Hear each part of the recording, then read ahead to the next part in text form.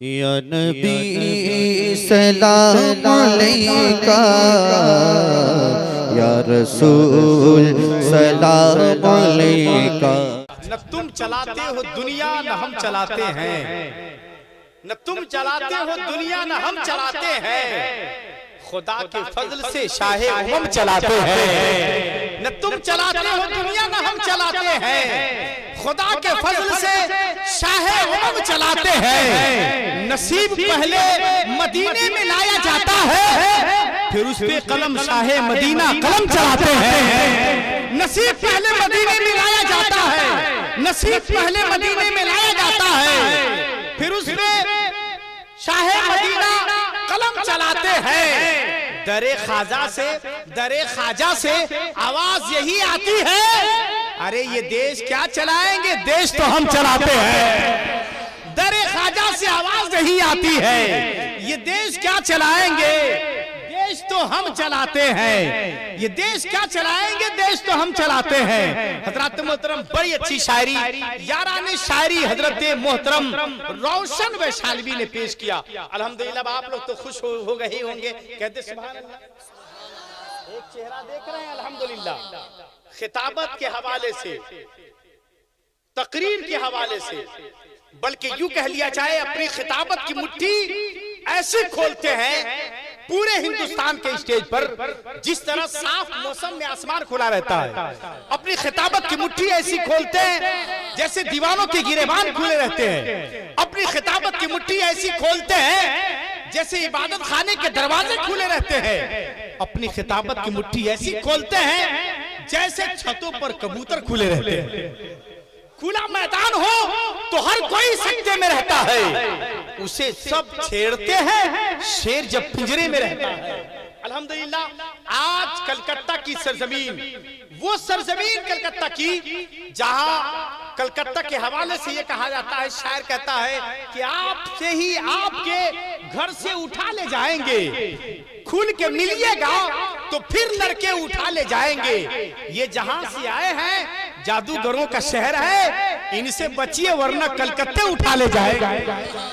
इनसे बचिए वरना कलकत्ते उठा ले जाएंगे हजरात। मगर आज अल्हम्दुलिल्लाह आपकी मोहब्बत के कैद खाने में कैद होकर आपकी आबादी में, अशरफी मोहल्ला में, बेरोखरा में, कहते सुभान अल्लाह, जिला वैशाली में हजरत अल्लामा मौलाना खतीब इनकलाब हजरत अल्लामा इजहार अशरफ साहब किबला कलकत्तवी की आमद हो गई है। अल्हम्दुलिल्लाह। दोनों हाथों को उठाइए, इस्तेकबाल कीजिए। नारे तकबीर। माशाअल्लाह, जिन जिन लोगों ने हाथ उठाया है अल्लाह पाक सबको मदीना शरीफ भेज दे। दफा 44 खत्म हो गया है, जिन जिन लोगों ने नहीं उठाया है अल्लाह पाक सबको कश्मीर भेज दे। हाँ, बहुत कोशिश किया था दफा हटाने का, मगर आज तक एक कलमा दफा मिटाने में बहुत आगे रहता है। बहरे सूरत जरा बेदारी पैदा करें, महसूस हो कि आप यहाँ पर बैठे हुए हैं और आज ये महसूस कराना है कि आप हजरत अल्लामा इजहार अशरफ साहब किबला के जब पास करीब में आप बुलाए हैं तो आप यहाँ बैठने के लायक है कि यहाँ बैठने के लायक है। अब देखना यह है कि इनके लिए आपका दिल कितना बड़ा है, आपके लिए इनका दिल कितना बड़ा है। जरा बेदारी तैयारी बता दें, जल्दी से इस्तकबाल कर ले, फिर हाथों को उठाइए माशाअल्लाह। नारे तकबीर। अच्छा, जरा रबीउल अव्वल शरीफ के झंडे की तरह लहरा देंगे तो बड़ा अच्छा हो जाएगा। इसलिए कि लीडर के नाम पर न तो कायद के नाम पर, घर घर सजे हुजूर की आमद के नाम पर, हमको किसी भी पार्टी का मत समझो तर्जुमान, हम हाथ उठा रहे हैं मोहम्मद के नाम पर। नारे तकबीर। माशाअल्लाह। कुछ लोग सोच रहे हैं कि हम नबी की उम्मत हैं कि नहीं है। हाँ, कुछ लोग देख रहे हैं, कुछ लोगों को हाथ उठा रहे हैं, कुछ लोग देख रहे हैं। ऐसा लगता है कि समझ में नहीं आता। जरा रेफरी का काम कर दीजिए ना। हाँ, जो आदमी हाथ नहीं उठाता उनका हाथ पकड़ के रेफरी का काम कर दीजिए, बता दीजिए कि हाथ उठाया जाता है, महफिल में आया जाता है। इसलिए कि यहाँ नसीब खुद नहीं बनते, बनाया जाता है। नबी की महफिल में खुद नहीं आते बल्कि आया जाता है। जरा बेदारी तैयारी बता दे, हर एक का हाथ उठना चाहिए, बेदारी हो, तैयारी हो, और ये बता देना अपने आप को इश्क है तो इश्क का इजहार होना चाहिए, हर गुलामी मुस्तफा दमदार होना चाहिए। इश्क है तो इश्क का इजहार होना चाहिए। हर गुलाम मुस्तफा दमदार होना चाहिए। अपने सीने को बना लो अपने आका का मज़ार, सर को गुंबद हाथ का मीनार होना चाहिए।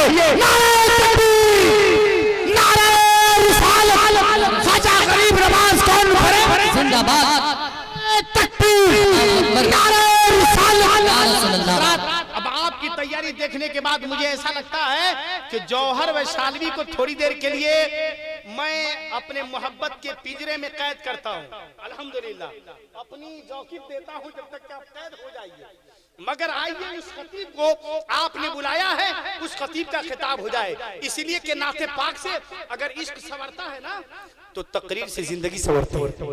कुरान पाक की तफसीर सुनिए, रसूल पाक की तौकीर सुनिए। मियाँ आप कुछ सुनिए या न सुनिए, लेकिन अल्लामा इजहार की तकरीर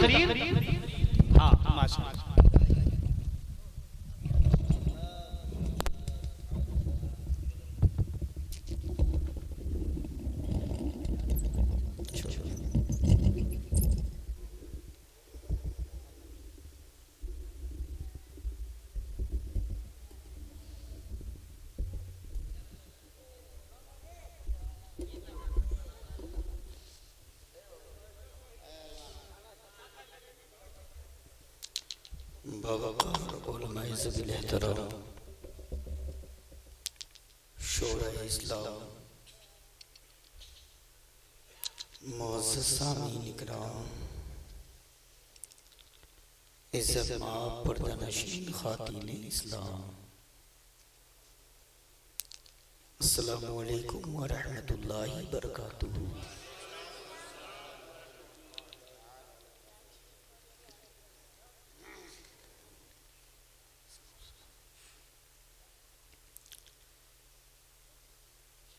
अल्हम्दुलिल्लाह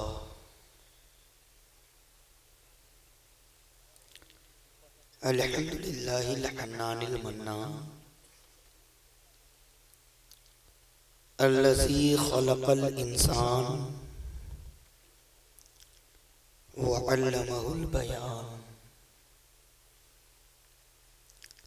वस्सलातु वस्सलामु अला सय्यदिल इंसी वल जान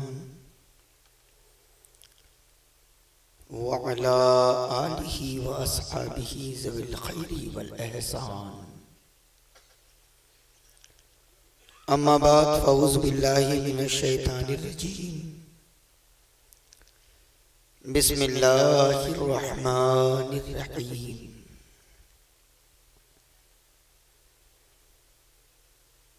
या अय्युहल्लज़ीना आमनुत्तक़ुल्लाह व कूनू मअस सादिक़ीन। सदक़ल्लाहुल अलीयुल अज़ीम व सदक़ रसूलुहुन नबियुल अमीनुल करीम व नहनु अला ज़ालिका लमिनश शाहिदीन व शाकिरीन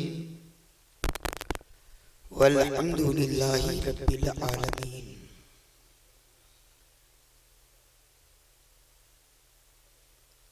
बुलंद आवाज से अगर दुरूद शरीफ पढ़ने पर कोई पाबंदी नहीं है तो फिर पूरा मजमा एक साथ बुलंद आवाज से दुरूद शरीफ पढ़ते हैं। अल्लाहुम्मा सल्ली अला सय्यिदना मौलाना मुहम्मदिन व बारिक वसल्लिम। सल्लु अलैहि सलातम व सलामन अलैका या रसूल अल्लाह वसल्लम अलैका या हबीब अल्लाह सल्लल्लाहु अलैहि वसल्लम। एक अच्छी बात कहूँगा हुदूद के अंदर,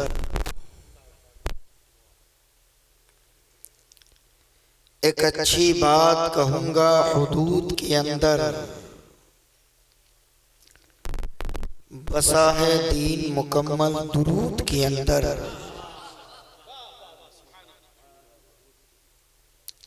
और इजहार अशरफ नबी के नाम का नारा वही लगाएगा, हलाल खून है जिसके वजूद के अंदर। नारे तकबीर, आवाज जरा बुलंद करें, नारे तकबीर, नारे रिसालत, ख्वाजा गरीब नवाज कॉन्फ्रेंस जिंदाबाद जिंदाबाद। एक मर्तबा और बावाज़े बुलंद पढ़े, अल्लाहुम्मा सल्ली अला सय्यिदना मौलाना मुहम्मदिन मुबारक वसल्लिम सल्लु अलैहि सलातम व सलामन अलैका या रसूल अल्लाह। हजरात, बहुत देर से आप हजरात बैठे हैं। हजरत रोशन वैशालवी साहब से आपने नातो मनक़बत की अशार सुन लिया।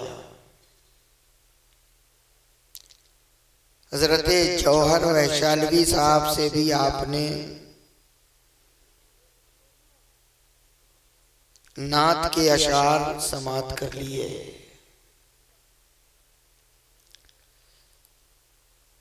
आपके इलाके के खतीब व इमाम हजरत मौलाना अब्दुल गफ्फार साहब क़िबला का भी बयान आपने सुना होगा। अगर आज नहीं सुना है तो हर जुमा को तो सुनते ही होंगे।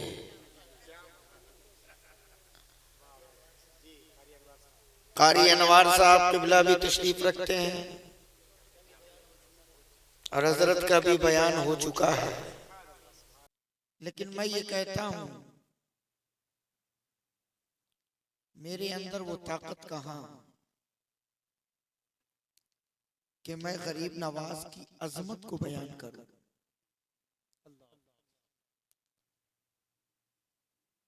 हजरत जौहर वैशालवी साहब के अंदर वो हिम्मत कहां कि अपने शेर के जरिया गरीब नवाज के मकाम को बयान करें। हजरत रोशन वैशालवी साहब के अंदर वो ताकत कहां जो गरीब नवाज के मकाम और मर्तबे को बयान करें। हम गरीब नवाज की अजमत को क्या बताएंगे। कहने वाले ने कहा है, पानी पत्थर तुम्हें बताएगा। अगर बोल सकते हैं तो बोलिएगा।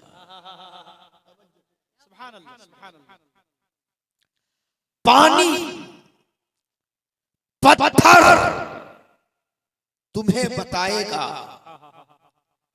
खुश्क मंजर तुम्हें बताएगा। अरे मेरे ख्वाजा का मर्तबा क्या है, अना सागर तुम्हें बताएगा। नारे तकबीर, बुलंद आवाज से नारे तकबीर, नारे रिसालत, ख्वाजा गरीब नवाज कॉन्फ्रेंस हजरत अल्लामा इजहार शेख कलकत्तवी, सरजमीने मेरे खुदा अशरफी मोहल्ला। अरे जिंदाबाद। मेरे ख्वाजा का मर्तबा क्या है, अना सागर तुम्हें बताएगा। सागर तुम्हें बताएगा। रात मैंने अजमेर शरीफ में अपनी तकरीर में मैंने कहा कि पूरे हिंदुस्तान में ख्वाजा के चाहने वाले तो बहुत हैं, लेकिन उन तमाम चाहने वालों में जुमला सुनेंगे जी, मेरे ख्वाजा ने जिसे छांटा,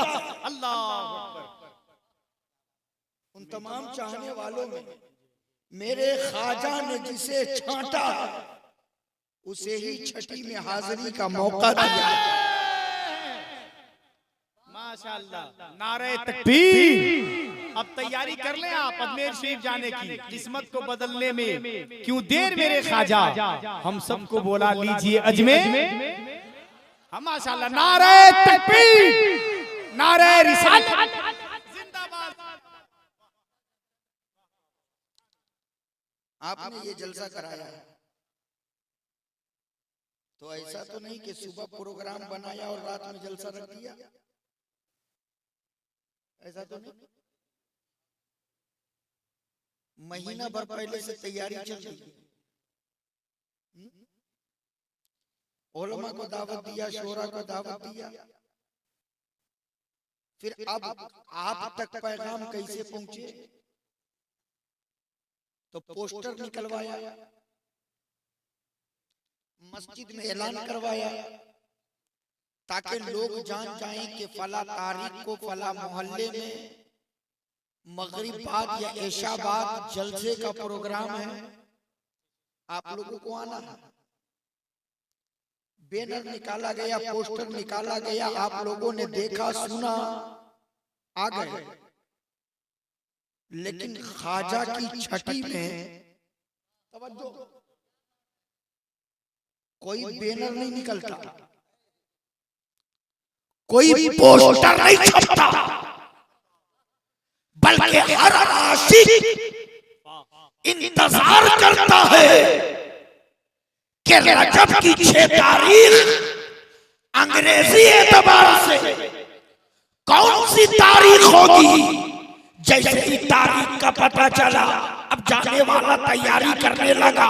कोई पैदल जा रहा है, कोई साइकिल से जा रहा है, कोई ट्रेन से जा रहा है, कोई प्लेन से जा रहा है, कोई कार से जा रहा है, कोई बस से जा रहा है, कोई जनरल में जा रहा है, कोई रिजर्वेशन में जा रहा है, कोई 3 टायर में जा रहा है, कोई 2 क्लास में जा रहा है, कोई 1st क्लास में जा रहा है, कोई अटक कर जा रहा है, कोई लटक कर जा रहा है, जरूरत पड़े तो पटक कर जा रहा है, और ये ऐलान करता जा रहा है कि इरादे रोज बनते हैं, बनकर टूट जाते हैं, वही अजमेर जाते हैं जिन्हें ख्वाजा।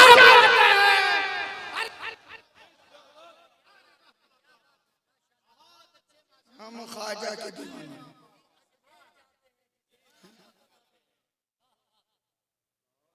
हम ख्वाजा के दीवाने, हम ख्वाजा के मानने वाले।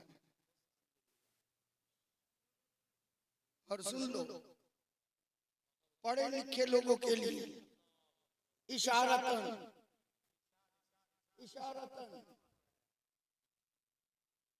भारत में किसी मोदी की हुकूमत नहीं चलेगी।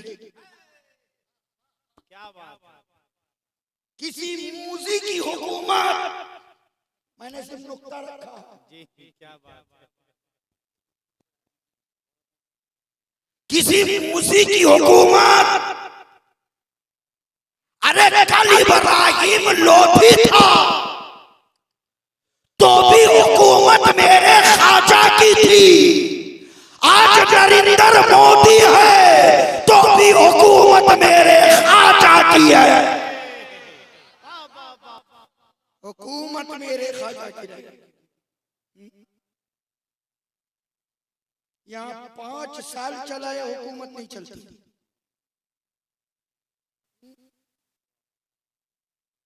और मेरे ख्वाजा 813 साल से हुकूमत कर रहे हैं, मगर मेरे ख्वाजा की हुकूमत गिरी नहीं।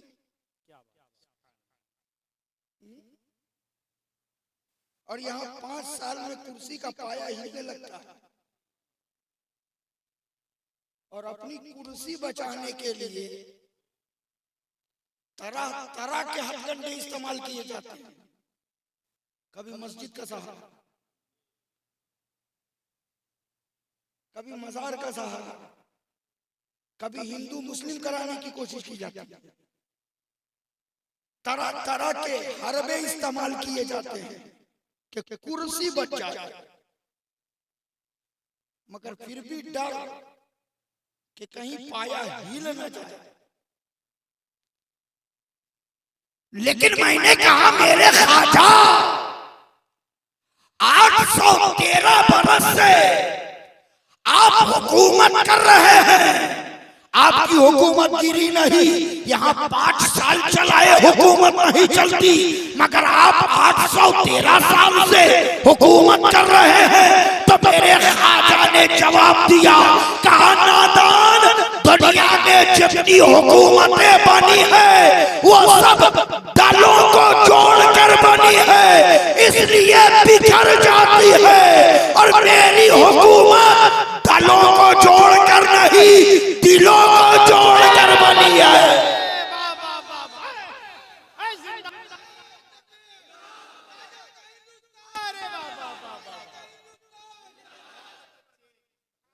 किलों को जोड़कर बनी, जो गिर नहीं सकती, गिर नहीं सकती। कल भी मेरे ख्वाजा की हुकूमत थी, आज भी है और हमेशा रहेगी। अच्छा, यहाँ एक बात बताओ, 813 साल से ख्वाजा दे रहे हैं, दे रहे हैं। आपके जेब में अगर 100 रुपया रहा हो तो 50 रुपया अगर आपने जौहर वैशाली साहब को दे दिया तो क्या जेब में 100 ही रहेगा? आधा हुआ ना, कमी आई ना। लेकिन 813 साल से ख्वाजा दे रहे हैं, हम ले रहे हैं। कोई बता सकता है कितना बटा, कितना बचा,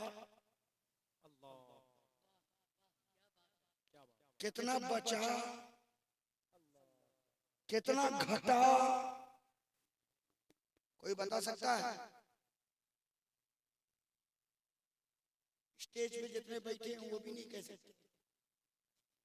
अरे मैं तो कहता हूं कि खुफिया एजेंट भी पता करना चाहे,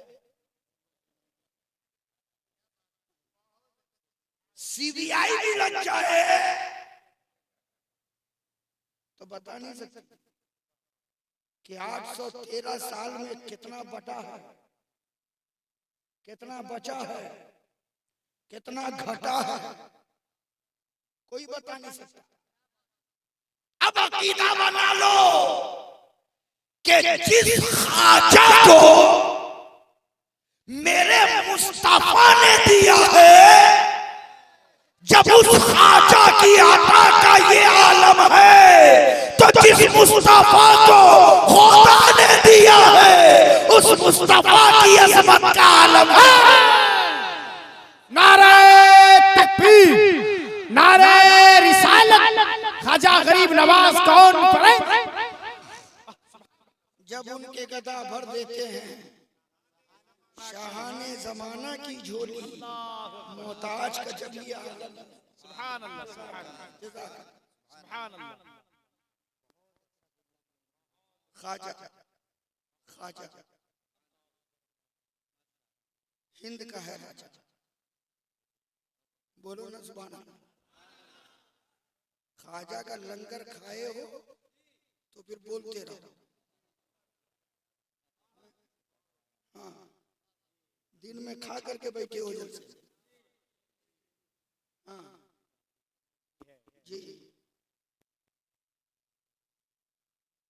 यहाँ कितने लोग होंगे जो अजमेर गए हैं?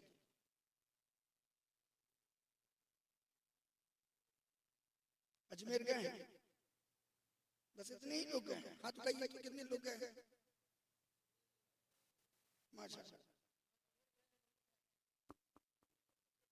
जो नहीं गए हैं मेरे ख्वाजा हाजिरी का मौका इनायत कर दे, रास्ता निकाल दे। हम गुलामों के लिए, हम गरीबों के लिए मदीना अजमेर, हम गरीबों, हम अगर रोज़े रसूल नहीं देख सकते तो मेरे नबी ने हम गरीबों को अताए रसूल अता कर दिया है। हम सफेद गुंबद देखकर गुंबद खजरा का तस्वुर कर लेते। अजमेर गए, आपने देखा होगा ख्वाजा की बारगाह में जो भी जाता वो फूल लेकर जाता है। बेशक, सुभान अल्लाह। क्या लेकर जाता है? कौन सा फूल? कौन सा? मैं सोचने लगा था आज यहाँ जिक्र रसूल में ये गेंदा है, ये है, कहीं कहीं रजनी भी नजर आया जी, और फूल भी आपको मिलेंगे। मगर ख्वाजा की बारगाह में सिर्फ गुलाब। अरे वाह वाह, सुभान अल्लाह। सुने हजरत। बेला नहीं है, अरे वाह, सिर्फ गुलाब। गेंदा नहीं है, रजनी नहीं है, नश्तरन नहीं है, सुंबुल नहीं है। जिधर देखो गुलाब ही गुलाब। मैंने कहा है गुलाब, तेरी एंट्री वहां कैसे? अल्लाह, तू वहां कैसे? बेला नहीं, चंपा नहीं, नश्तरा नहीं, सुंबुल नहीं, तू कैसे? गुलाब का जवाब सुन, अपनी ज़बाने हाल से गुलाब ने जवाब दिया है। काइसार अशरफ, तुम्हें मालूम नहीं है, गरीब नवाज हिंदुस्तान के राजा हैं, तो मैं फूलों का राजा हूं। नारे तकबीर।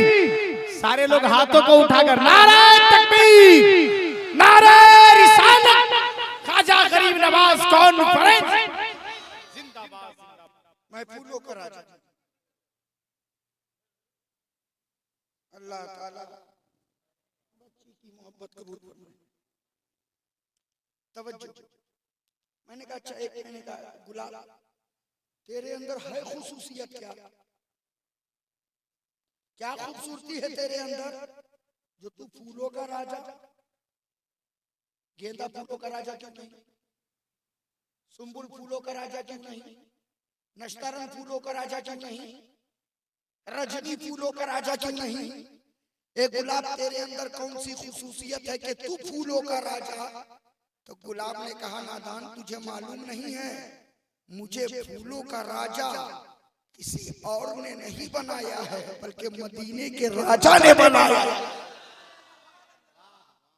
मदीने के राजा ने बनाया। मेरे मुस्तफा के पसीने मुबारक के कतरे से गुलाब के पौधे का जन्म हुआ है। इसलिए किताबों में आता है कि जब भी गुलाब हाथ में लो तो मुस्तफा पर दुरूद पढ़ करके उसे सूंघ लिया करो, इसलिए कि गुलाब के अंदर जो खुशबू है वो मेरे नबी के पसीने की खुशबू है। मेरा ख्वाजा तो नबी के पसीने की खुशबुओं में बसा हुआ है। हम उस ख्वाजा के दयार में रहते हैं, उस ख्वाजा के नगर में, उस ख्वाजा के भारत में हम रहते हैं, जिस ख्वाजा ने हमें बसाया, जिस ख्वाजा ने हमें बसाया। मौलाना अब्दुल गफ्फार साहब पहली मुलाकात, दूसरी हजरत 2 लीटर का डब्बा उठाना। कितना? 2 लीटर समझते हैं ना? 2 लीटर और उठा करके अपने बेटे को दे। कहे बेटा जाओ इस 2 लीटर में 5 लीटर दूध ले आओ।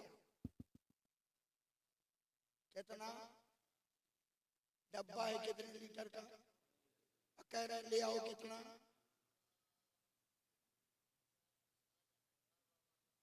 तो बेटा कभी डब्बा देखेगा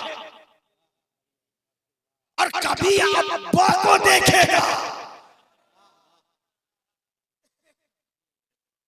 और कहेगा अब्बा ये है 2 लीटर का डब्बा, 2 में 5 कैसे? बेटा सवाल करेगा 2 में,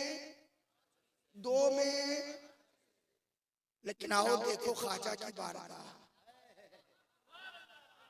अब नहीं बोलोगे तो कब बोलोगे? मेरे ख्वाजा ने कटोरा गुलाम को दिया, कहा जाओ अना सागर को कटोरे में ले आओ। तो मुरीद ने एक मर्तबा भी नहीं पूछा कि ख्वाजा इतने में उतना कैसे।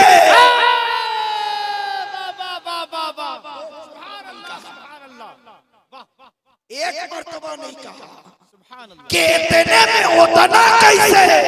मैंने मुरीद से कहा पूछते क्यों नहीं, सवाल करते क्यों नहीं कि इतने में उतना कैसे।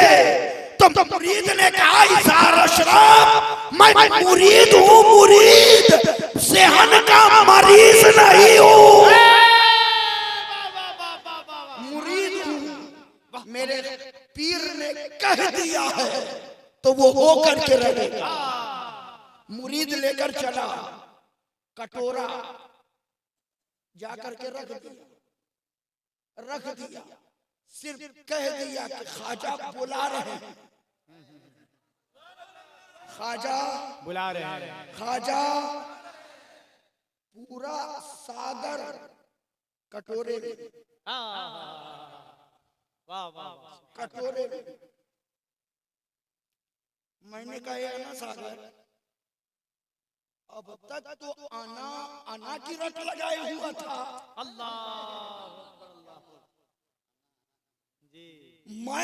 मैं कर रहा था, और जैसे ही ख्वाजा का हुक्म हुआ पल में फना भी हो गया। पल में फना।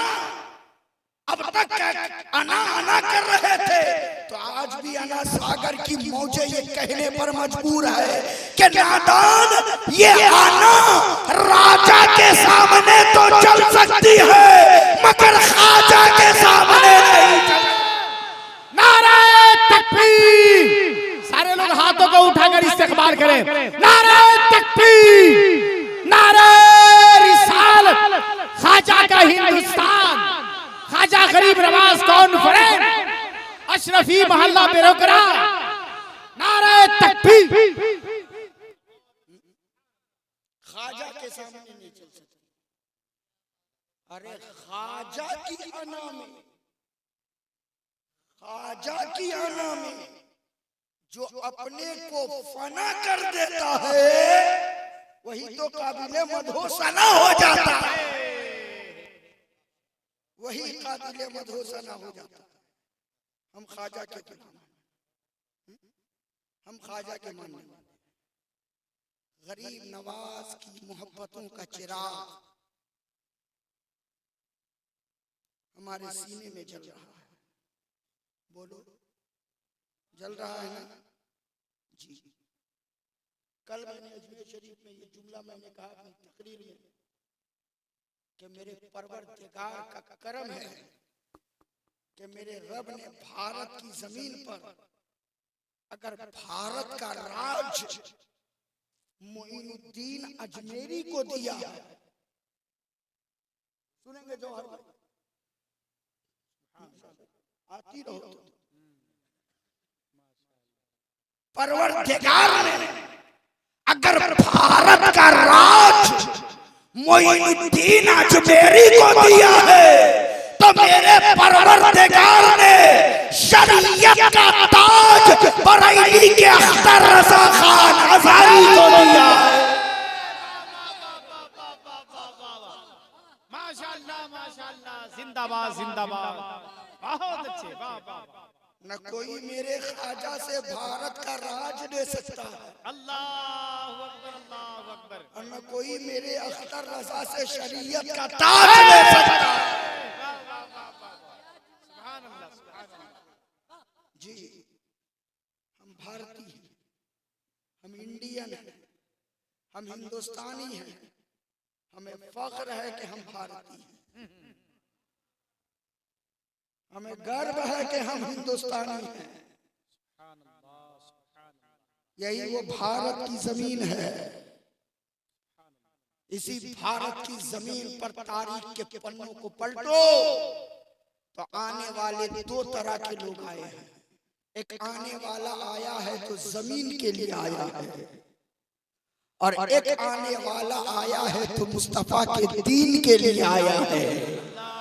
जो जमीन के लिए आया वो हथियार लेकर आया, जो जमीन के लिए आया वो तीरों कमान लेकर आया, जो जमीन के लिए आया वो लश्करों सिपाह लेकर आया, जो जमीन के लिए आया वो बम और बारूद लेकर आया, जो जमीन के लिए आया वो फौजों कमांडर लेकर आया, जो जमीन के लिए आया वो असलहा और बारूद लेकर आया, और जो दीन के लिए आया वो तस्बीह लेकर आया, जो दीन के लिए आया वो मुसल्ला लेकर आया, जो दीन के लिए आया वो कुरान लेकर आया, जो दीन के लिए आया वो कलमा का ऐलान लेकर आया, जो दीन के लिए आया वो मुस्तफा का पैगाम लेकर आया, जो दीन के लिए आया वो शरीयत लेकर आया, जो दीन के लिए आया वो नबी की सुन्नत लेकर आया।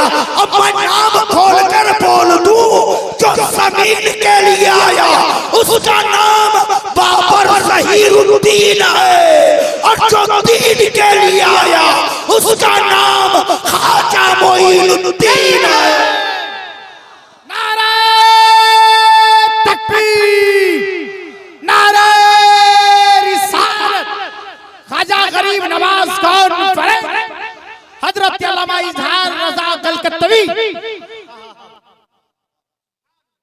हम भारतीय आप सुनते होंगे, मैं हुआ वाली बात नहीं करता, कोशिश ये करता हूं कि आप बात इस अंदाज में बोलो कि अनपढ़ से अनपढ़ भी हो तो वो समझ जाए।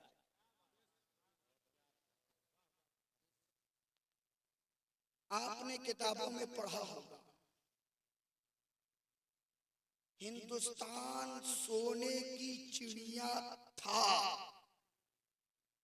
पढ़ा है? क्या पढ़ा? सोने की चिड़िया थी, सोने की चिड़िया थी। मैं कहता अबे कैसे भारतीय हो?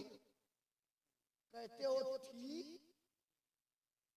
हम हैं भारतीय जो कहते हैं हिंदुस्तान सोने की चिड़िया है।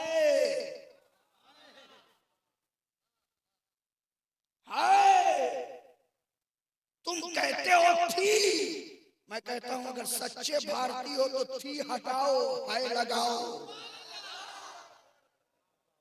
थी हटाओ, है लगाओ। ये हिंदुस्तान सोने की चिड़िया इस बुनियाद पर नहीं है कि इस हिंदुस्तान में लाल किला है। ये हिंदुस्तान सोने की चिड़िया इस बुनियाद पर नहीं है कि हिंदुस्तान में कुतुब मीनार है। ये हिंदुस्तान सोने की चिड़िया इस बुनियाद पर नहीं है कि हिंदुस्तान में ताजमहल है। ये हिंदुस्तान सोने की चिड़िया इस बुनियाद पर नहीं है कि यहाँ मुगलों की हुकूमत थी, यहाँ बादशाहों का बड़े बड़े किले हैं, बल्कि हिंदुस्तान सोने की चिड़िया इसलिए है कि इस हिंदुस्तान की जमीन पर निजामुद्दीन औलिया का मजार है। इस हिंदुस्तान की जमीन पर वारिसे देवा का दयार है। इस हिंदुस्तान की जमीन पर मखदूमे सिमना का मजार है। इस हिंदुस्तान की जमीन पर आला हजरत का इश्क है। इस हिंदुस्तान की जमीन पर अमीर खुसरू का इश्क है। इस हिंदुस्तान की जमीन पर मेरे गरीब नवाज का मजार है। इसलिए हिंदुस्तान सोने की चिड़िया, सोने की चिड़िया है जी, है। और हम ऐसे भारतीय हैं, ऐसे चल रहे हैं इसी मिट्टी पर, मर के जाएंगे भी इसी मिट्टी में, मर के जाएंगे भी इसी मिट्टी में। इसलिए भारत से भी मोहब्बत करो और भारत के राजा से भी मोहब्बत करो, ख्वाजा से भी मोहब्बत करो। और ये कुछ नसीबी है कि मेरे रब ने भारत की जमीन पर मेरे ख्वाजा के मजार में हम सबों को जन्नती दरवाजा अता किया है। वाह वाह। अगर मौलाना अब्दुल गफ्फार साहब के मकान में अगर जाना होगा तो पहले दरवाजे में दाखिल होंगे, तब तो इनके मकान के अंदर जाएंगे। बोलिए ना, आप अगर अपने मकान में जाओगे तो क्या छत से जाओगे या पीछे से जाओगे? जब भी जाएंगे बोलो, और दरवाजे से दाखिल हुए तो गोया घर में दाखिल हो गए, घर में आ गए। अजमेर में है जन्नती दरवाजा, जन्नती दरवाजा। अब बताओ, जन्नती दरवाजे से अगर दाखिल हो गए तो कहां दाखिल हो गए? जन्नत। कहां दाखिल हो गए? तो गोया मेरा यकीन है कि मेरा ख्वाजा तो जन्नत में लेटा हुआ है। अरे वाह वाह वाह, सुभान अल्लाह। मेरा ख्वाजा कम पढ़े लिखे लोगों को लोग फंसाने की कोशिश करते हैं। एक मौलवी ने एक सीधा साधा नौजवान को पकड़ लिया, कहा अजमेर से आ रहे हो? कहा अजमेर से आ रहा हूं। अच्छा ये बताओ, सुना है मैंने कि अजमेर में जन्नती दरवाजा है। काबे तुमने सुना है? अल्हम्दुलिल्लाह हमने देखा है। अच्छा है, तुम लोग सुनते ही रह जाओगे, हमने देखा है। सुनते सुनते सुर भी हो जाएगा। तो उसने कहा अच्छा ये बताओ, तुम लोग पढ़े लिखे नहीं हो क्या? सुन्नी से कहता है पढ़े लिखे नहीं हो क्या? तो कहा हम लोग पढ़ते भी हैं और समझते भी हैं, तुम लोग पढ़ते कम हो, पढ़ते ज्यादा हो।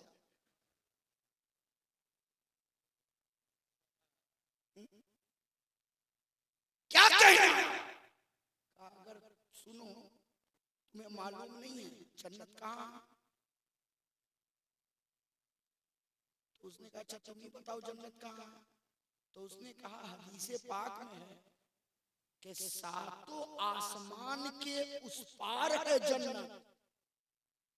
हदीसे पाक में है सातों आसमान के उस पार है। बोलो बोलो बोलो, कहाँ है? खत्म कर दूं क्या?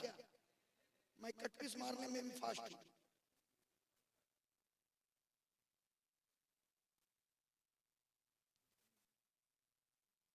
सातों आसमान के उस पार है, सातों आसमान के उस पार है जन्नत। तो अब उसने कहा जब जन्नत उधर है तो दरवाजा अजमेर में कैसे?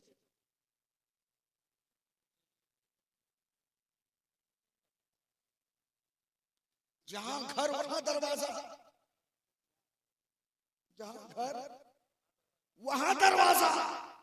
तो जब जन्नत आसमान के उस पार, तो जन्नत का दरवाजा भी उस पार ही होगा। अजमेर में कैसे? अजमेर में कैसे? तो वो आशिक उलमा की सोहबत में बैठने वाला था, तो उसने पलट करके कहा नादान, बस इतना तो तुमने पढ़ लिया कि सातों आसमान के उस पार है जन्नत, तो क्या ये हदीस पर नजर नहीं पड़ी है कि मेरे नबी फरमाते हैं माँ के कदमों के नीचे है? बुलंद आवाज से, माँ के कदमों के नीचे है जन्नत। माँ के कदमों के नीचे काफिर जो मेरा परवरदिगार माँ के कदम के नीचे जन्नत रख सकता है, वो अजमेर में दरवाजा क्यों नहीं दे सकता?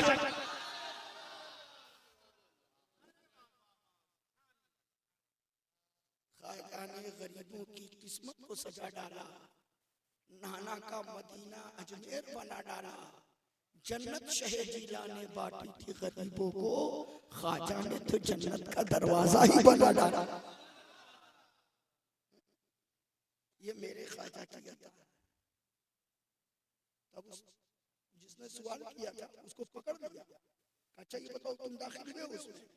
कहा हम दाखिल हुए। कहा तुम जन्नती हो गए?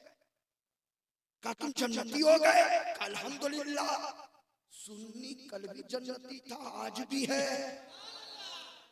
और हमेशा जन्नती रहेगा। तो वो पकड़ा उसको और पकड़ करके नाक लगा लगा करके सूंघने लगा।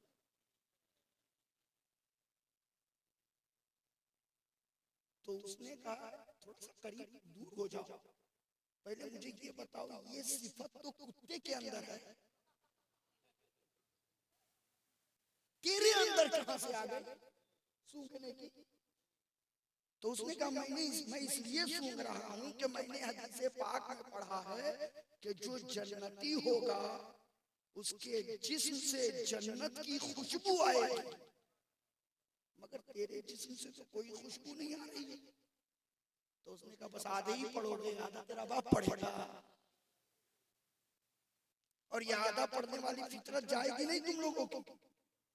अबे पूरा पढ़ाकर आधा पढ़े हो कि जन्नत के बदन से जन्नत की खुशबू आएगी, तो आगे नहीं पढ़ा कि जन्नत की खुशबू उसे ही मिलेगी जो जन्नती होगा, खुशबू उसे मिलेगी जो जन्नती होगा। अल्हम्दुलिल्लाह हम गरीब नवाज के दया में रहते हैं।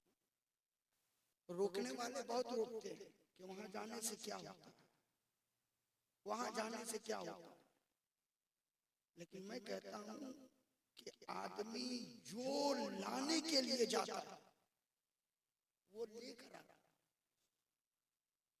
जो लाने के लिए जाता है वो लेकर आता है।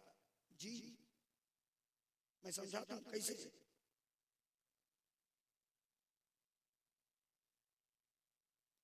जो लोग अजमेर जाते हैं आपने देखा होगा, अगर बस से जा रहे हैं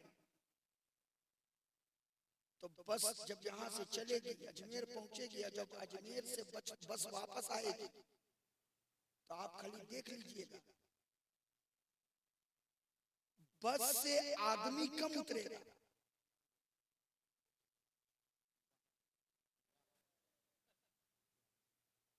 माल ज्यादा उतरेगा। तो हम कहते हैं जो लाने के लिए गया था वो तो ले आया। अच्छा जाने से पहले एक हफ्ता पहले से लिस्ट बनना शुरू हो जाता है। अजमेर जा रहे हैं तो दिल्ली से कुकर खरीदेंगे, अजमेर जा रहे हैं तो दिल्ली से चटाई खरीदेंगे, अजमेर जा रहे हैं तो दिल्ली से बड़का गमला खरीदेंगे, बच्चे के लिए गाड़ी खरीदेंगे। तो जो लाने के लिए गया था वो ले आया, वो ले आया। काश उसी लिस्ट के नीचे ये भी लिख दिया होता अजमेर जा रहे हैं तो गरीब नवाज से नमाज का तोहफा लेकर आएंगे, अजमेर जा रहे हैं तो गरीब नवाज से नेकी करने की सआदत लेकर के आएंगे, अजमेर जा रहे हैं तो गरीब नवाज की बारगाह से झूठ से तौबा करके आएंगे। तो हमारा अकीदा है कि अगर लिख दिया होता तो वहां से लौटता तो बेनमाजी बनकर नहीं बल्कि नमाजी बनकर।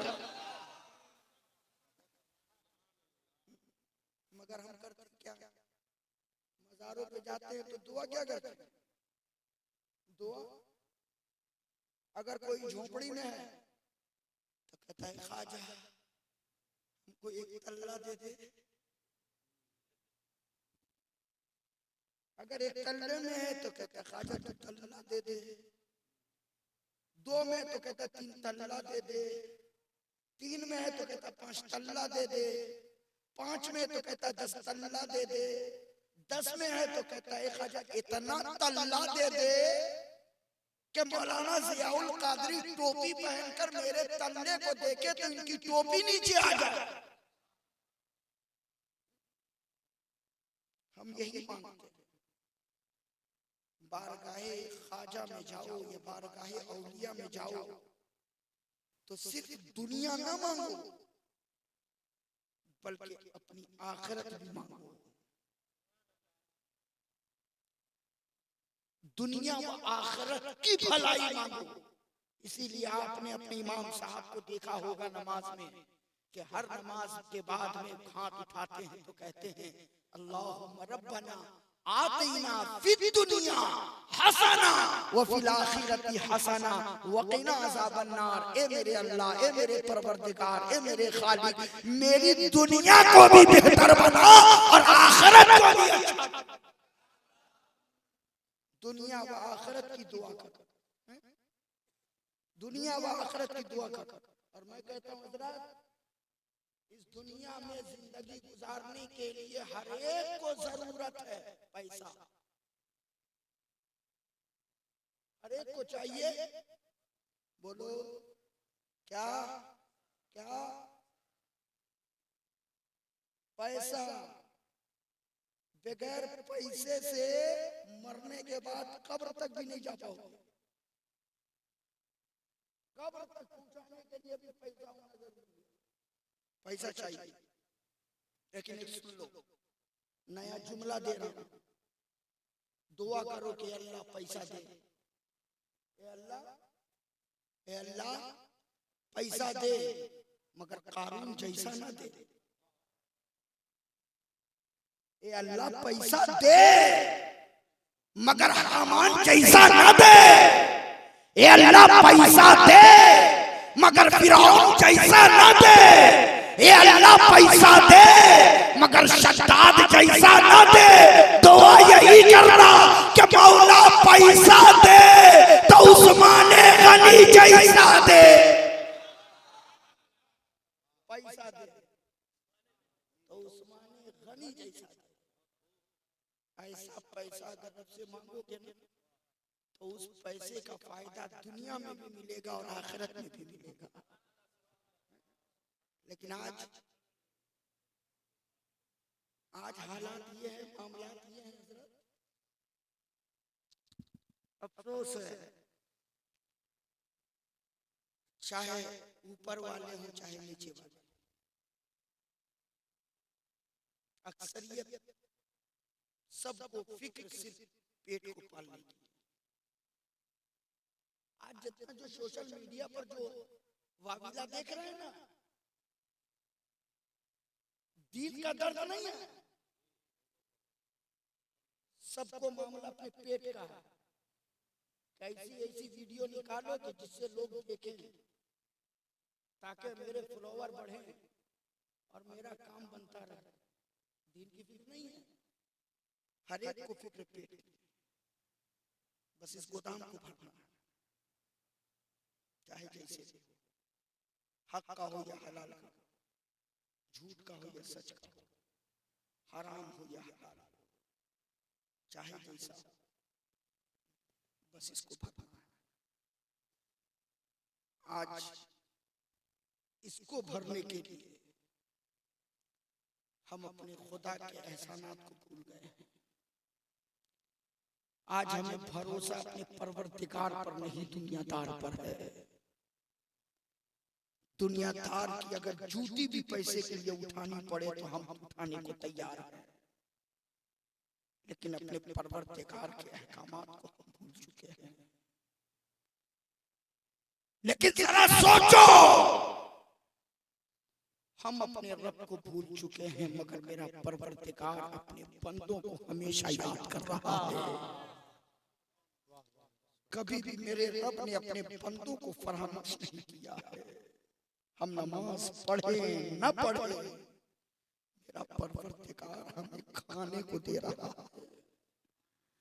हम रब का नाम ले न ले, मगर मेरा परवरदिगार हमें पहनने को दे रहा है। आप जरा सा देखें, मेरा परवरदिगार अपने बंदों पर कितना मेहरबान है। जब हम माँ के पेट में थे तो मुर्दा नहीं थे, बल्कि जिंदा थे। माँ के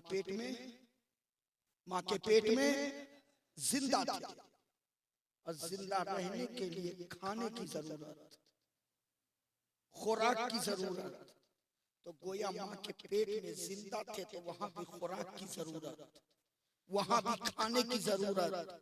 और जब माँ के पेट में हमें खाने की जरूरत पड़ी तब बाहर से किसी ने इंतजाम नहीं किया, बाहर से किसी ने खाना नहीं पहुंचाया, बल्कि हम माँ के पेट में हैं। परवरदिगार आलम ने माँ के पेट के अंधेरे में हमारे लिए खाने का इंतजाम किया है, हमारे लिए रिज़्क का इंतजाम किया है।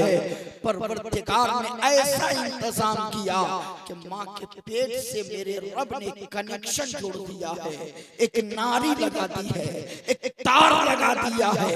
अब माँ जो कुछ खा रही है वही ग़िज़ा हमारी खुराक बन रही है, वही खुराक बन रही है। आप जरा सा देखें, 9 महीना तक हम माँ के पेट में रहते हैं, खाते पीते रहते हैं, जिंदा रहते हैं। मैं कुछ मैंने कोशिश की है, कहने की कोशिश की है, थोड़ी सी तवज्जो दे दें। अगर कहीं गलती हो तो इस्लाह फरमा दें, और अगर पसंद आ जाए तो दुआ फरमा दें। देखिए, हम माँ के पेट में हैं, मगर मेरे रब ने मेरे लिए खाने का इंतजाम किया है। 9 महीना तक हम माँ के पेट में खाते पीते रहते हैं, जिंदा रहते हैं, खाते पीते रहे, जिंदा रहे। मगर 9 महीना के बाद जैसे ही हम इस दुनिया में आते ही जिस कनेक्शन के जरिया हमें खुराक मिल रहा था, जहां से हमें खुराक मिल रहा था, जहां से मेरे लिए खाने का इंतजाम हो रहा था, दुनिया में आते ही दाई ने उस कनेक्शन को काट दिया, उस नारी को काट दिया। और जैसे ही नारी कटता है, जैसे ही वो कनेक्शन खत्म होता है, बच्चा रोता है, चीखता है, चिल्लाता है। वो यही समझता है कि मेरे रिज़्क का दरवाजा तो यही था जो अब बंद हो गया है। अब मैं जिंदा कैसे रहूंगा, अब मैं जिंदा कैसे रहूंगा, मेरे लिए खाने का इंतजाम कैसे होगा। आवाज आती है, मेरे बंदे, जब तू माँ के पेट में था तो तेरे रिज़्क का एक दरवाजा था। मेरे बंदे, अभी वो एक दरवाजा बंद हुए है तो माँ परेशान हो। अब मैं तेरे रिज़्क के 2 दरवाजे खोलूंगा। अब मैं तेरे माँ के सीने से तेरे लिए 2 चश्मे उबाल दूंगा। अब मैं तेरे माँ के सीने से तुझे मीठा दूध निकाल करके दूंगा। ठंडी के दिनों में तुझे हीटर जला के गर्म करने की जरूरत नहीं पड़ेगी, बल्कि ठंडी के दिनों में मैं तेरे माँ के सीने से तुझे गर्म दूध निकाल करके दूंगा। गर्मी के दिनों में तुझे बर्फ डाल के ठंडा करने की जरूरत नहीं पड़ेगी, बल्कि गर्मी के दिनों में मैं तेरे माँ के सीने से तुझे गर्म दूध निकाल करके दूंगा। तुझे चीनी डाल के मीठा करने की भी जरूरत नहीं पड़ेगी, बल्कि मैं तेरे माँ के सीने से तुझे मीठा दूध निकाल करके दूंगा। 2 साल तक बच्चा माँ का दूध पीता रहता है, हंसता रहता है, खेलता रहता है, मुस्कुराता रहता है, जिंदा। 2 साल के बाद माँ बच्चे का दूध छुड़ा देती है,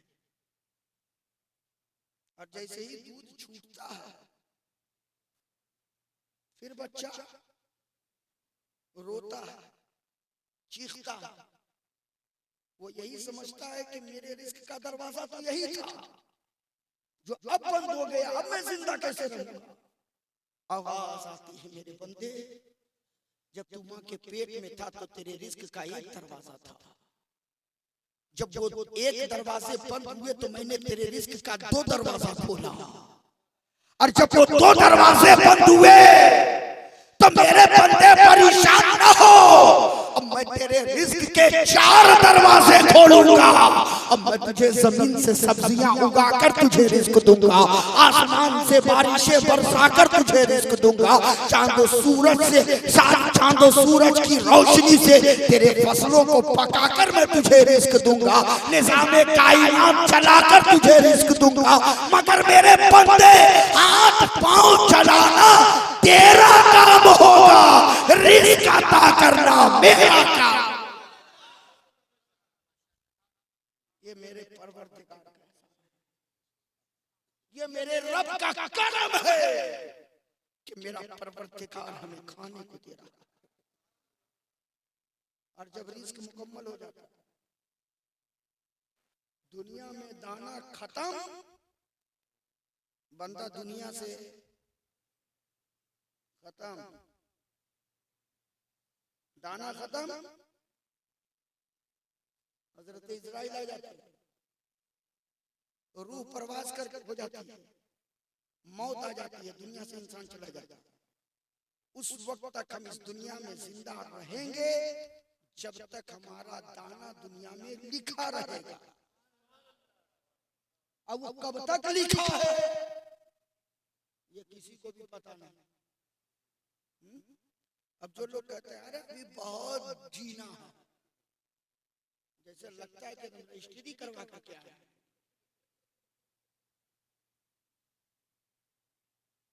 बहुत जीना है, हर दिन को अपने लिए आखिरी दिन समझो, और अगर वो दिन मिल जाए तो रब का शुक्र अदा करो, रब का शुक्र अदा करो। जब मौत आ जाती है तब परवरदिगार कहता है मेरे बंदे, जब तू माँ के पेट में था तो तेरे रिस्क के एक दरवाजे थे, जब वो एक दरवाजे बंद हुए तो मैंने तेरे रिस्क के 2 दरवाजे खोले, जब वो 2 दरवाजे बंद हुए तो मैंने तेरे रिस्क के 4 दरवाजे खोले, और आज वो 4 दरवाजे भी बंद हो गए हैं। ऐ मेरे बंदे, अगर तूने अपनी जिंदगी मेरे हुक्म के मुताबिक गुजारी है, अगर तूने अपनी जिंदगी मेरे महबूब की मोहब्बत में गुजारी है, अगर तूने अपनी जिंदगी मुस्तफा जाने रहमत की शरीयत के मुताबिक गुजारी है, अगर तूने अपनी जिंदगी मुस्तफा जाने रहमत की सुन्नतों के मुताबिक गुजारी है, तो मेरे बंदे अभी तेरे रिज़्क़ के 4 दरवाजे बंद हुए हैं। अब आ तो सही, मैं तेरे लिए जन्नत के 8 दरवाजों को खोल दूंगा। 8 दरवाजों को खोल दूंगा। इसलिए अपने रब की जात पर भरोसा करो। एक साहब को मैंने गलती से कह दिया, गलती से, कि कब तक दुनियादारी करोगे? कभी तुम मस्जिद चला जाओ, जाके सजदा कर लो, तो पता है जवाब क्या देता है? मौलाना पूरी जिंदगी मस्जिद के गेट पे लटक के मर जाइएगा।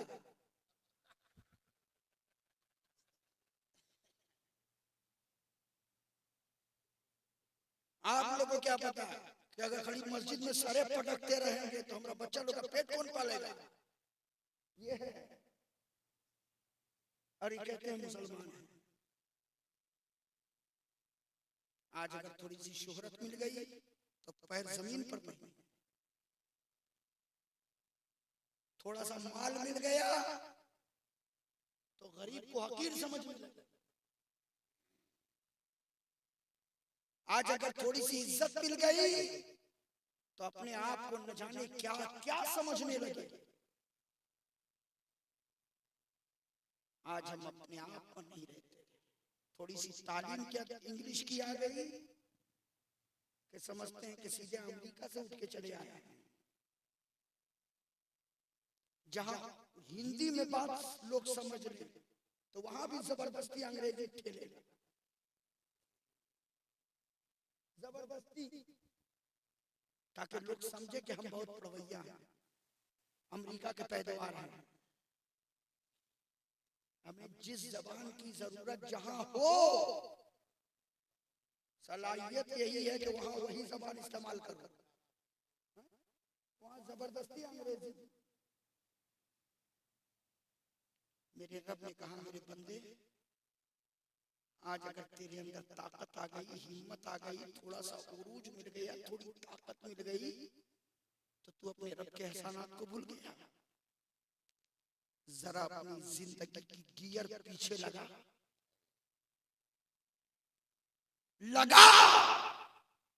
अपनी जिंदगी की गियर पीछे, और जरा याद कर, जब तू माँ के पेट के अंधेरे में था तुझे जिंदा किसने रखा? माँ के पेट के अंधेरे में तेरे लिए खाने का इंतजाम किसने किया? ए मेरे बंदे, आज अपने उस रब की जात पर यकीन बना ले कि जो मेरा परवरदिगार माँ के पेट के अंधेरे में हमें रोजी दे सकता है वो मेरा परवरदिगार सूरज की रोशनी में हमें रिज़्क क्यों नहीं देगा, सूरज की रोशनी में हमें रोजी क्यों नहीं देगा। बस हम मुसीबतों में सब्र कर ले और नेमत मिले तो रब का शुक्र अदा कर। सोचिए सोचिए कि हम अपने रब को भूल गए, लेकिन जब दुनिया में आए तो आने के बाद हाथ से किसी को बुलाने की ताकत थी? बोलो, दुनिया में आए तो हाथ तो थे मगर उठाने की भी ताकत नहीं थी, पांव तो था मगर चलने की भी ताकत, जबान थी मगर बोलने की ताकत। तो मेरे रब ने कहा, मेरे बंदे अब बता, उस वक्त तू किस यूनिवर्सिटी से पढ़ करके आया था, किस कॉलेज से डिग्री लेकर के आया था? क्या अब तू दुनिया में जब तुझे भूख लगे, प्यास लगे तो तुझे क्या करना है? कौन सा तरीका अपनाना है? जबान तो थी नहीं कि बोल करके बुला ले, आवाज देकर बुला ले। बता, जब तू दुनिया में आया तो उस वक्त तुझे ये किसने सिखा करके भेजा कि तुझे भूख लगे तो तुझे क्या करना है, तुझे प्यास लगे तो तुझे क्या करना है, तुझे कोई दर्द हो, तकलीफ हो तो तुझे क्या करना है? तो मेरे बंदे, ये मैंने तुझे सिखा करके भेजा था कि जब तुझे भूख लगे, प्यास लगे तो रोना तेरा काम है, तेरी माँ को बेकरार करके तुझ तक पहुंचाना मेरा काम।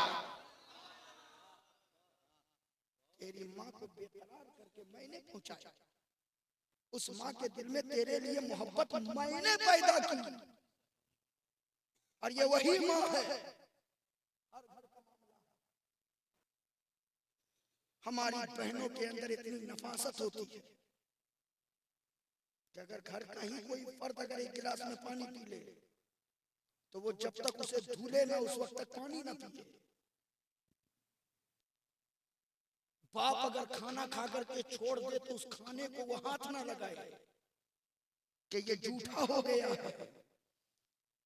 इतनी नफासत, इतनी सफाई, मगर मेरे परवरदिगार ने कहा, मेरे बंदे देख, कल जिसके अंदर जितने नखरे थे ना, जितनी नफासत थी ना, तेरे पैदा होते ही मैंने उसके सारे नखरों को तोड़ दिया।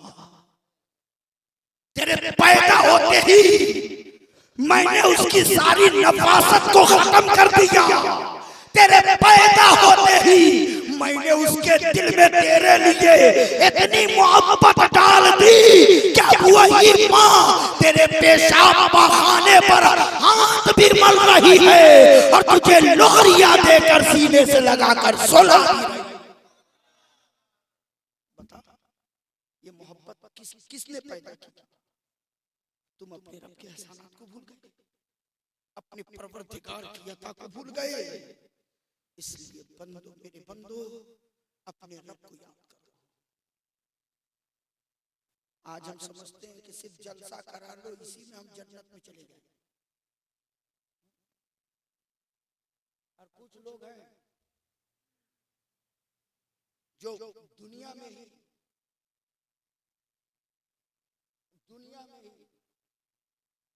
लोगों को जन्नत का टिकट दे रहे हैं। जन्नत की टिकट, वो भी 20 रुपया, 20 रुपया। ये जन्नती टिकट है, ले लो, जन्नत में चले जाओ। अब बांटने वाले को खुद नहीं पता है कि वो कहाँ लटका हुआ। ये हालात है। अपने ईमान को बचाओ, अपने दीन के करीब आओ, शरीयत के करीब आओ। और कब हम दीन के करीब आएंगे? हम लोग के पीछे रहोगे तो उतनी जानकारी नहीं मिलेगी। जब अपनी मस्जिद के इमाम के करीब रहोगे तो तुम्हें जानकारी मिलेगी। हम 1 घंटा मसला बता करके चले जाएंगे हैं? और आपकी मस्जिद का इमाम हर वक्त आपके लिए काम आएगा, हर वक्त काम आएगा। हाँ, पैदा होने से लेकर मरने तक जरूरत इमाम की पड़ती है। कुछ समझने की जरूरत हो, इमाम की जरूरत पड़ती है। इसलिए अपने इमाम का एहतराम कीजिए। जब भी कुछ ना समझ पाओ तो अपने इमाम के पीछे न पढ़ो, बल्कि अपने इमाम से मोहब्बत करते हुए अपने इमाम के पीछे चलो।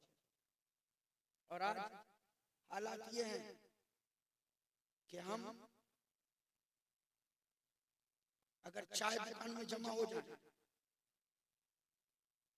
चाय दुकान में जमा हो जाए, मैं तो कहता हूं कि अगर पूरे मोहल्ले का अगर खबर लेना हो तो जाओ किसी चाय दुकान में बैठ करके प्याली चाय पी लो। पूरे मोहल्ले की, पूरे गांव की खबर मिल जाएगी।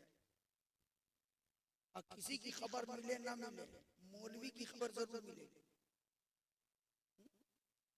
चाय की चुस्की कम लेते हैं लोग, कनफुसकी ज्यादा करते हैं। इसलिए मस्जिद के इमाम का एहतराम कीजिए, अपने इमाम का ख्याल कीजिए, अपने इमाम से मोहब्बत कीजिए। जो अपने इमाम से मोहब्बत करेगा, मैंने तो मुहर्रम के मौके पर लखनऊ में मैंने कहा कि जिसके दिल में अपने मस्जिद के इमाम की मोहब्बत नहीं है, वो इमाम हुसैन से क्या मोहब्बत कर सकता है? इमाम हुसैन से अगर मोहब्बत करते हो तो पहले अपनी मस्जिद के इमाम से मोहब्बत करो, अपने मस्जिद के इमाम का एहतराम करो। पीर साहब आ जाएं तो उस वक्त तक हाथ ना मिलाएं जब तक 100 रुपया हाथ में ना ले लें। अपनी मस्जिद के इमाम से मिलते हो तो कई रुपया हाथ में लेकर के मुसाफा करते हो। इसलिए जुमा की नमाज पढ़ने जाओ तो जब भी अपने मस्जिद के इमाम से मिलो तो कुछ ना कुछ दे करके आया करो, मुसाफा किया करो, अपने इमाम की दुआएं लिया करो, अपने आलिम का एहतराम किया करो, अपने बुजुर्गों का एहतराम किया करो। और याद रखिएगा, जो आलिम की बुराई करे, हदीसे पाक में आता है कि उसकी 7 नस्लों तक कोई आलिम पैदा नहीं होगा। इसलिए उलमा का एहतराम कीजिए, बुजुर्गों के साये में लगे रहिए, बुजुर्गों की चौखट से लगे रहिए, बुजुर्गों से मोहब्बत करते रहिए और यही दुआ करते रहिए कि जब तक इस दुनिया में जिए तो नबी की मोहब्बत के साथ जिए, दुनिया से उठे तो मुस्तफा की मोहब्बतों के साथ। यही मोहब्बत और इसी जज्बे के साथ जिंदगी गुजारिए। ख्वाजा के नाम पर इस महफिल को आपने सजाया। ख्वाजा का नाम तो हम ले रहे हैं, मगर ख्वाजा के पैगाम पर हमारा अमल कितना है? आज गरीब नवाज की करामतों को बयान तो हम करते हैं, मगर गरीब नवाज ने जो हुक्म दिया है उस हुक्म पर आज हमारा कोई अमल नहीं, उस पर कोई तज़किरा नहीं है। मेरे गरीब नवाज हिंदुस्तान में आए हैं तो तलवार चला के मेरे ख्वाजा ने इस्लाम को नहीं फैलाया है, मेरे ख्वाजा ने तीरों कमान दिखा करके इस्लाम को नहीं फैलाया है, मेरे ख्वाजा ने किसी के घर को उजाड़ करके इस्लाम को नहीं फैलाया है, किसी को बेवा बना करके मेरे ख्वाजा ने इस्लाम नहीं फैलाया है। बल्कि तारीख कहती है कि ख्वाजा मुस्कुराते जा रहे थे, लोग चेहरा देखकर कलमा पढ़ते जा रहे थे, ख्वाजा मुस्कुराते जा रहे थे और लोग इस्लाम में दाखिल होते जा रहे थे। 1 नहीं, 2 नहीं, 10 नहीं, 20 नहीं, 100 नहीं, 1000 नहीं, 2000 नहीं, 50,000 नहीं, लाख 10 लाख नहीं, बल्कि तारीख ये कह रही है कि ख्वाजा इस दुनिया से रुखसत हो रहे हैं तो 90 लाख गैर मुस्लिमों को कलमा पढ़ा करके रुखसत।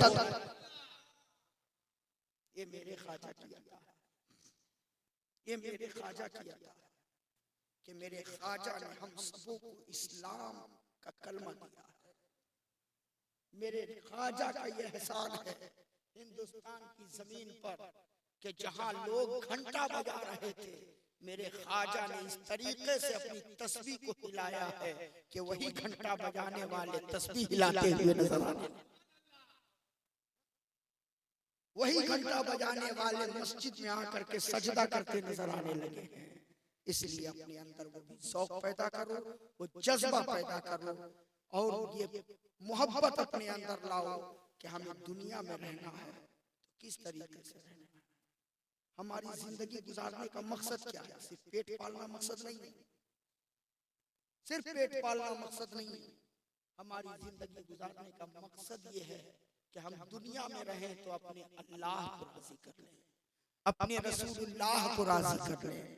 और अपने अल्लाह और उसके रसूलुल्लाह को अगर हम राजी कर लेंगे तो अगर मेरा परवरदिगार राजी हो जाएगा, मेरे मुस्तफा राजी हो जाएंगे, तो हम दुनिया में भी कामयाब हो जाएंगे, हश्र में भी कामयाब। इसलिए वो जज्बा अपने अंदर पैदा कीजिए। जलसा आप कराते हो, लंगर खिलाते हो, खिलाओ, खूब खिलाओ, खाजा के नाम पर खिलाओ। हाँ, अपने घर में अच्छा से अच्छा खाना खा सकते हो, मगर मेरे खाजा के नाम का अगर लंगर है तो उसमें इतनी बरकतें हैं, इतनी बरकतें हैं कि हुजूर मुजाहिदे मिल्लत तारीख शायद गरीब नवाज ही की बारगाह लंगर में लाइन लगा करके खड़े ताकि लंगर मिल जाए। एक मुरीद ने कहा हुजूर चलिए ना, क्या यहाँ लाइन लगाए हुए हैं, होटल में खिलाते। तो मैं हुजूर मुजाहिदे मिल्लत ने कहा कि जो मजा यहाँ आ रहा है वो मजा होटल में थोड़ी आएगा। जो हमें यहाँ मिल जाएगा वो होटल में थोड़ी मिल जाएगा। इसलिए लंगर खाइए भी, खिलाइए भी, जलसा कीजिए भी, कराइए भी, मगर इसी पर बस नहीं। जलसा करने कराने के बाद हमें सोचना पड़ेगा कि हमारी जिंदगी का मकसद क्या है। हम जी रहे हैं तो किस लिए जी रहे हैं? हम जिंदगी गुजार रहे हैं तो हमारी जिंदगी गुजारने का अंदाज क्या होना चाहिए। इसलिए जलसे से उठो तो ये अहद करके उठो कि अगर कल तक भी नमाजी थे तो अब मस्जिद के नमाजी बन करके जिंदगी गुजारेंगे। कल तक झूठ बोलते थे तो अब हम सच्चाई के दामन को थाम करके हमेशा सच बोलने की कोशिश करेंगे। कल तक हम अपने माँ बाप का एहतराम नहीं करते थे, अब आज के बाद से हम अपने माँ बाप का एहतराम करेंगे, अपने माँ बाप का ख्याल करेंगे, छोटों पर शफकत करेंगे, बड़ों की इज्जत करेंगे, नेक बनकर जिंदगी गुजारेंगे। इस तरीके से गुजारेंगे कि दुनिया देखकर कल हमारे दुनिया से जाने के बाद ये ना कहे कि अच्छा हुआ मर गया, बल्कि लोग मेरे जनाजे को देखकर आंसू बहाए और ये कहते नजर आए कि ये जाने वाला दुनिया से जो जा रहा है कोई दुनियादार नहीं जा रहा है, बल्कि मुस्तफा का गुलाम जा रहा है, नबी से मोहब्बत करने वाला जा रहा है। और जो मेरे नबी का वफादार होगा वही बाग जन्नत का हक। इसलिए वो जज्बा अपने अंदर पैदा कीजिए। अल्लाह ताला हम सबों को इहदिना सिरातल मुस्तकीम पर चलने की तौफीक अता फरमाए, नेक आमाल करने की तौफीक अता फरमाए, अपने बुजुर्गों के नक्शे कदम पर चलने की तौफीक अता फरमाए। प्रोग्राम का सिलसिला भी चलेगा। हाँ, अभी रोशन वैशाली साहब पढ़ेंगे, जौहर वैशाली साहब पढ़ेंगे, अतहर मुजफ्फरपुरी साहब पढ़ेंगे, ये सिलसिला चलेगा। आप हजरात बिल्कुल बैठिए, दिलजमई के साथ सुनिए और सुन करके उस पर अमल करने की कोशिश कीजिए। ये चंद बातें थी जो मैंने आपके सामने पेश किया। बहुत मैं थका हुआ हूँ, मैं किस तरीके से मैं यहाँ पहुँचा हूँ ये मैं जानता हूँ और मैं बयान नहीं करना चाहता, मैं बयान नहीं करना चाहता जी।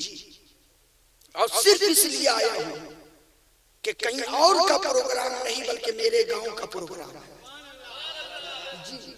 सिर्फ इसलिए आया हूँ, वरना हिंदुस्तान का कोई भी जलसा होता हम ख्वाजा का दर छोड़कर नहीं आते। अल्लाह जी, कल शाम में मैं पहुंचा हूँ अजमेर शरीफ, अल्लाह, और सिर्फ 5 घंटा रहा हूँ, जिसमें 4 घंटा प्रोग्राम में 1 घंटा दरबार, और उसके बाद निकला हूँ सफर करता हुआ आपके यहाँ आ गया।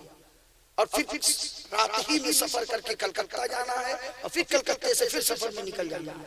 यही सिलसिला है, रोजाना तकरीर करनी है। इतना ही जो मैंने खिला दिया है ना, अगर याद रहा तो ये परसों तक इसका असर नहीं, परसों तक इसका असर रहेगा। वाह वाह सुभान अल्लाह, बेशक परसों तक नहीं बरसों तक इसका असर रहेगा। अल्लाह ताला आपकी मोहब्बतों को सलामत रखे, आपके जज्बात को सलामत रखे। मैं बहुत बड़ा नहीं हूँ, ना बहुत बड़ा अल्लामा हूँ, ना मौलाना। कल भी मैं आपका बेटा था, आज भी मैं आपका बेटा हूँ। कल भी मैं आपका भतीजा था, आज भी मैं आपका भतीजा हूँ। हाँ, ये मेरी खुशनसीबी है कि ये मेरा गांव है। कहीं भी मैं जाता हूँ तो कलकत्ते के नाम से तो मशहूर हूँ कि मैं कलकत्ते में रहता हूँ, लेकिन लोग पूछते हैं मुझसे कि मौलाना आपका आबाई वतन कहाँ है, तो मैं कहता हूँ कि मुजफ्फरपुर जिला वैशाली मेरा आबाई वतन है। कहते हैं कि वैशाली में किस जगह पर, किस जगह पर, तो मैं फख्र के साथ कहता हूँ कि भेरोखरा मेरा गाँव है। अल्हम्दुलिल्लाह, ये खुशनसीबी है कि इस गांव में जहां मेरे बाप दादा रहा करते थे, उसी गांव की मोहब्बतें आज हमें मिल रही हैं और उस गांव का प्यार हमें मिल रहा है। इससे बड़ी खुशनसीबी मेरे लिए और क्या हो सकती है, जिसे अपने घर में इज्जत मिल जाए, उसे पूरी दुनिया में इज्जत। और ये मेरी खुशनसीबी है कि वो इज्जतें आपने अता की है। अल्लाह ताला की मोहब्बत पर सलामत रखे, सबकी हाजिरी को अपनी बारगाह में कबूल फरमाए। वमा अलैना इल्लल बलाग। हज़रात